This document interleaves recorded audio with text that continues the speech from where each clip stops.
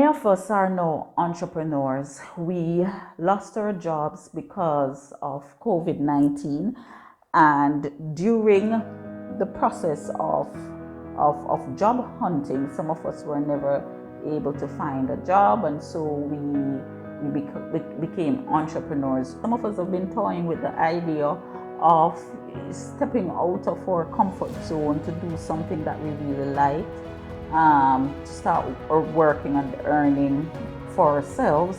But because of the whole comfort of going to a 9 to 5 and being on a payroll, somewhat prevented us from stepping outside of that comfort zone. And so we during the COVID period, we were forced to step outside of that comfort zone, and now we have become entrepreneur. Now tell me, how are you approaching your business? It's hard. It's hard to become an entrepreneur, because what you will find is, if you're doing it right and you want to be successful, what you will find is you are working 4 times as harder in comparison to when you were employed by a company or by someone else. Because now you have to ensure that you drive your business, whatever type of business that you're into. You have to ensure that you drive your business, you're building your business, you're marketing your business. And so because we have to work 4 times as hard, we sometimes get frustrated, and we sometimes throw our hands up in the air and give up, because we are not seeing the fruits of our labor within a time span that we expect to see the fruits of our labor. Now, the fruits of our labor depends on the type of labor that you're giving. So if you're giving inferior labor, of course, the fruits are not going to flourish. The fruits are not going to come, right? Or if they do come, they're not ready to be eaten, right? So the fruits of your labor really depends on the type of labor. And so because I want to call it instant success. Many of us believe in this instant success, and it can be because of varying reasons. When we see other people's success story, and when I say when we see other people's success story, I'm not talking about like someone coming to give us a power talk. I'm talking about, say you know of someone before they became successful, and now you're seeing their lifestyle, you're seeing them enjoying the finer things in life, and so you decide that, listen, I want to enjoy these things in life. But what you're not seeing is the work that they put behind. What you're seeing is really the end product. You're not seeing how the end product was developed. And so the end product is what is enticing to you. The end product is what motivates you. And when you now become an entrepreneur and you expect the same type of success, you become very frustrated, because you realize that you have to work harder, but that is not really what you want to do. You want to realize the same type of success that this person has, while not having to work harder, and that's not real. So we become sometimes frustrated when we expect to be earning a certain type or certain amount of money, and it's not forthcoming within a time span that we have in mind. And this time span, real or not, and when I say real or not, sometimes we have some time bound on our success that is really not possible.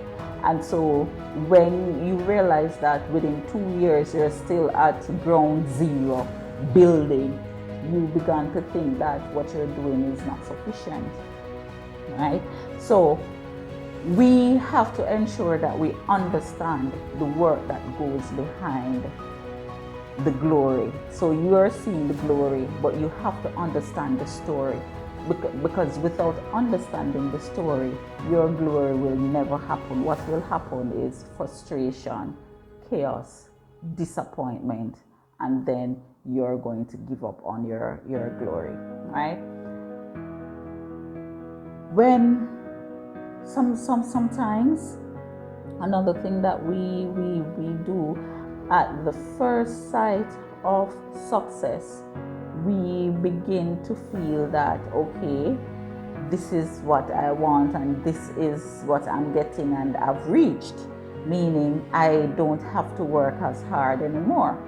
And so if we are in a, let me use an example. Let's say we are doing a restaurant, right? So we decide that we are going to provide, different type of cuisine or meals, whatever it is, and you're the restaurant owner. But in the beginning of the business, you decided that you're not going to be the one to just, identify what type of dishes, what type of menu goes into it and pay someone to cook. You want to be the chef because that's your skill. You also can cook. And then at the beginning of the business, at the installation of the business, you're cooking. Patrons like the meals that they are given, and you usually start realizing that the restaurant is booming, and so you have 4 chefs, 3 and yourself. And so because of that, now you have to work a little extra because of course you have to do the other important intricacies that are involved in the whole restaurant business. And you realize that the business is successful, and what you begin to do, okay, the business is successful. This is 1 year into the business, and because you're such a good chef, the business is successful. I am going to stop cooking and I'm going to employ 2 persons to cook. And I'm just going to focus on, let's say, some paperwork. And when you employ 2 persons to cook within a year of the business or so, because you realize it's success, the first sight of success I'm talking about, you realize that first, the 2 chefs that you would have employed are not capable to produce the type of meals that were, even though they have the ingredients, the written ingredients, your written ingredients, but the touch is not there. 2, you realize that now you have employed 2 chefs and you have to now be paying 2 extra persons, right? You've also realized that you're not getting as many patrons like you used to before because the quality of the food has fallen. So many of us, we tend to, at the first sight of success in our business, we tend to lose focus and know, because we want that quick, instant gratification of success, so to speak. We decide that, okay, we can't do this anymore, let me just get somebody in and I can focus on something else. Or you do have persons who decide that, okay, I'm going to take a break from the business, I'll stay home and let these people run the business. And that sometimes causes our business to fail. How are you approaching your new found business idea that you have now? How are you marketing your business? How are you marketing yourself? Another thing that we fail to do sometimes is to do our needs analysis. And needs analysis is, okay, so you have this grandeur idea and you're sitting in your TV room and an idea comes to you and you decide that, oh, it's a good idea, I can do this and this is what I'm going to do. And so you implement it somewhere.